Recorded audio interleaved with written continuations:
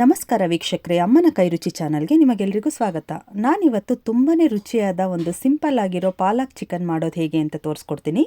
ಬನ್ನಿ, ಇದಕ್ಕೆ ಬೇಕಾಗಿರುವ ಪದಾರ್ಥಗಳು ಹೇಗೆ ಮಾಡೋದು ಅಂತ ನೋಡೋಣ. ಮೊದಲಿಗೆ ಇಲ್ಲಿ ಒಂದು ಅರ್ಧ ಕೆಜಿ ಚಿಕನ್ ಚೆನ್ನಾಗಿ ತೊಳೆದು ತೊಗೊಂಡಿದ್ದೀನಿ.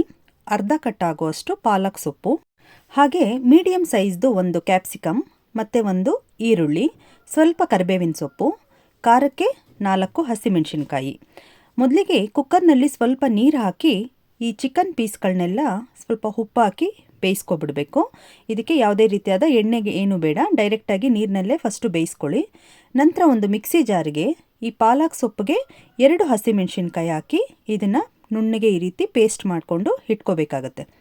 ಇದನ್ನೆಲ್ಲ ಈ ರೀತಿ ಪೇಸ್ಟ್ ಮಾಡೋ ಅಷ್ಟರಲ್ಲಿ ಈ ಕಡೆ ಚಿಕನ್ ಕೂಡ ಬೆಂದಿದೆ. ಒಂದು 2 ಕೂಗಿಸ್ಕೊಂಡ್ರೆ ಸಾಕು, ಆಲ್ರೆಡಿ ಚಿಕನ್ ಕ್ಲೀನಾಗಿ ಬೆಂದಿರುತ್ತೆ.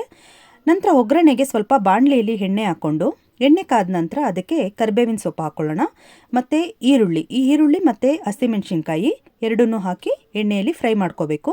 ತುಂಬ ಏನು ಗೋಲ್ಡನ್ ಬ್ರೌನ್ ಕಲರ್ ಬರೋವರೆಗೂ ಫ್ರೈ ಮಾಡಬೇಕು ಅಂತ ಏನಿಲ್ಲ, ಮೀಡಿಯಮ್ ಆಗಿದ್ದರೆ ಸಾಕು ಇದಕ್ಕೆ. ಮತ್ತು ಈ ಕ್ಯಾಪ್ಸಿಕಮ್ ಈರುಳ್ಳಿ ಎರಡು ಕೂಡ ಸ್ವಲ್ಪ ದಪ್ಪಕ್ಕೆ ಹಚ್ಕೊಳ್ಳಿ, ಆಗ ಬಾಯಿಗೆ ಸಿಗ್ತಾ ಇದ್ದರೆ ಟೇಸ್ಟ್ ತುಂಬಾ ಚೆನ್ನಾಗಿರುತ್ತೆ. ಓಕೆನಾ? ನೋಡಿ, ಈ ರೀತಿ ನೀಟಾಗೆಲ್ಲ ಫ್ರೈ ಆದಮೇಲೆ ಇದಕ್ಕೆ 1 ಸ್ಪೂನಷ್ಟು ಶುಂಠಿ ಬೆಳ್ಳುಳ್ಳಿ ಪೇಸ್ಟನ್ನ ಹಾಕ್ತಾಯಿದ್ದೀನಿ.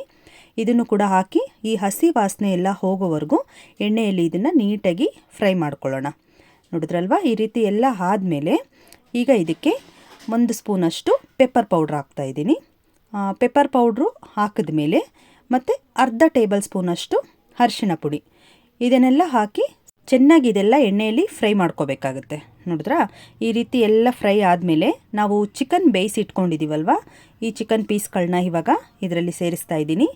ಆಲ್ರೆಡಿ ಚಿಕನ್ ಬೆಂದಿರೋದ್ರಿಂದ ನಿಮಗೆ ಈ ಒಗ್ಗರಣೆಯಲ್ಲಿ ತುಂಬ ಏನು ಇದನ್ನು ಬೇಯಿಸ್ಬೇಕಂತೇನಿಲ್ಲ. ಎಲ್ಲನೂ ಹಾಕಿ ಇದನ್ನು ಫ್ರೈ ಮಾಡೋವಾಗ ನಿಮಗೊಂದು 5 ನಿಮಿಷ, 5ರಿಂದ ಒಂದು 7 ನಿಮಿಷದೊಳಗಡೆ ಇದು ರೆಡಿ ಆಗೋಗುತ್ತೆ, ಬೇಗನೆ ರೆಡಿ ಆಗುತ್ತೆ.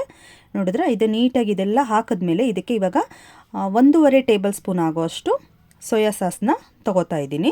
ಈಗ ಮಕ್ಕಳಿಗೆಲ್ಲ ಪಾಲಕ್ ಸೊಪ್ಪಿನಲ್ಲಿ ಪಲ್ಯ ಅಂತಂದರೆ ಅಷ್ಟಾಗಿ ಇಷ್ಟಪಡಲ್ಲ ಅಲ್ವಾ? ಸೊ ಚಿಕನ್ ಜೊತೆಗೆ ನಾವು ಈ ಪಾಲಕ್ ಸೊಪ್ಪನ್ನು ಉಪಯೋಗಿಸಿ ಈ ರೀತಿ ಒಂದು ಪಾಲಕ್ ಚಿಕನ್ ಮಾಡಿಕೊಟ್ರೆ ಖಂಡಿತವಾಗ್ಲೂ ಮಕ್ಕಳು ಇಷ್ಟಪಟ್ಟು ತಿಂತಾರೆ.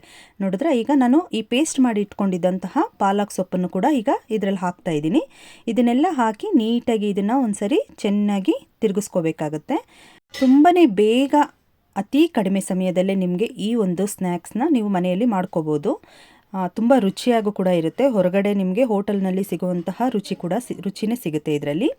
ಈಗ ನಾನು ಇದಕ್ಕೆ ಒಂದು 2 ಟೇಬಲ್ ಸ್ಪೂನ್ ಆಗುವಷ್ಟು ಟೊಮೊಟೊ ಸಾಸ್ನ ತೊಗೋತಾ ಇದ್ದೀನಿ. ಟೊಮೊಟೊ ಸಾಸು ಮತ್ತು ಸೋಯಾ ಸಾಸು ಎಲ್ಲ ಹಾಕಿದ ಮೇಲೆ ಇದಕ್ಕೆ ಒಂದು ಟೇಬಲ್ ಸ್ಪೂನ್ ಆಗುವಷ್ಟು ಮಯೋನೀಸ್ ತೊಗೋಬೇಕಾಗುತ್ತೆ. ಈ ಮೂರನ್ನು ಹಾಕಿ ಇದೆಲ್ಲ ಚೆನ್ನಾಗಿ ಇವಾಗ ಫ್ರೈ ಮಾಡ್ಕೋಬೇಕು. ಮೀಡಿಯಮಲ್ಲೇ ಇರಲಿ ಗ್ಯಾಸ್ ಫ್ಲೇಮು, ತುಂಬ ಏನು ಹೈ ಮಾಡೋಕ್ಕೆ ಹೋಗಬೇಡಿ. ನೀಟಾಗಿ ಇದನ್ನೆಲ್ಲ ಈ ರೀತಿ ಫ್ರೈ ಮಾಡ್ಕೋತಾನೆ ಇರಬೇಕು, ಕೈ ಆಡಿಸೋದು ನಿಲ್ಲಿಸಬೇಡಿ. ಈ ರೀತಿ ಕೈ ಆಡಿಸ್ಕೊಂಡು ಎಲ್ಲ ನೀಟಾಗಿ ಮಿಕ್ಸ್ ಮಾಡ್ಕೊಂಡ್ಮೇಲೆ ಫೈನಲಲ್ಲಿ ಇದಕ್ಕೆ ಅರ್ಧ ಹೋಳಷ್ಟು ನಿಂಬೆಹಣ್ಣಿನ ರಸನ ಹಾಕೋತಾ ಇದ್ದೀನಿ. ಈ ರೀತಿ ಸ್ವಲ್ಪ ಹುಳಿ ಸೇರಿಸೋದ್ರಿಂದ ಈ ಒಂದು ಪಾಲಕ್ ಚಿಕನ್ ಟೇಸ್ಟು ತುಂಬಾ ಚೆನ್ನಾಗಿ ಬರುತ್ತೆ. ನೋಡಿದ್ರೆ ಈ ರೀತಿ ನಿಂಬೆಹಣ್ಣಿನ ರಸ ಹಾಕಿದ್ಮೇಲೆ ಒಂದು ಸರಿ ನೀಟಾಗಿ ಇದನ್ನು ಎಲ್ಲನೂ ಮಿಕ್ಸ್ ಮಾಡ್ಕೊಂಡ್ಮೇಲೆ ರುಚಿಗೆ ತಕ್ಕಷ್ಟು ಉಪ್ಪನ್ನು ಫೈನಲಲ್ಲಿ ಹಾಕೋಬೇಕಾಗತ್ತೆ. ನೀವು ಚಿಕನ್ ಬೇಯಿಸೋವಾಗಲೇ ಉಪ್ಪು ಹಾಕಿರ್ತೀರ, ಸ್ವಲ್ಪ ನೋಡಿಕೊಂಡು ಎಷ್ಟು ಬೇಕಷ್ಟು ಇದಕ್ಕೆ ಮಿಕ್ಸ್ ಮಾಡ್ಕೋಬೇಕಾಗುತ್ತೆ. ನೋಡಿದ್ರಲ್ವಾ? ಈಗ ಇದೆಲ್ಲ ಕರೆಕ್ಟಾಗಿ ರೆಡಿ ಆಯಿತು. ರೆಡಿ ಆಗಿದ್ಮೇಲೆ ಒಂದು ಪ್ಲೇಟಿಗೆ ಸರ್ವ್ ಮಾಡ್ಕೊತಾ ಇದ್ದೀನಿ. ಎಷ್ಟು ಚೆನ್ನಾಗಿ ಬಂದಿದೆ ನೋಡಿ ಪಾಲಕ್ ಚಿಕನ್ನು.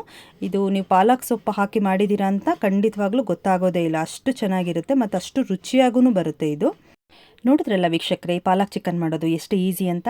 ಈ ವಿಡಿಯೋ ನಿಮಗೆ ಇಷ್ಟ ಆಗಿದ್ರೆ ಪ್ಲೀಸ್ ಲೈಕ್ ಮಾಡಿ, ಶೇರ್ ಮಾಡಿ, ಸಬ್ಸ್ಕ್ರೈಬ್ ಮಾಡಿ, ಹಾಗೆ ಬೆಲ್ ಐಕಾನ್ ಮೇಲೆ ಕ್ಲಿಕ್ ಮಾಡೋದನ್ನು ಮರಿಬೇಡಿ.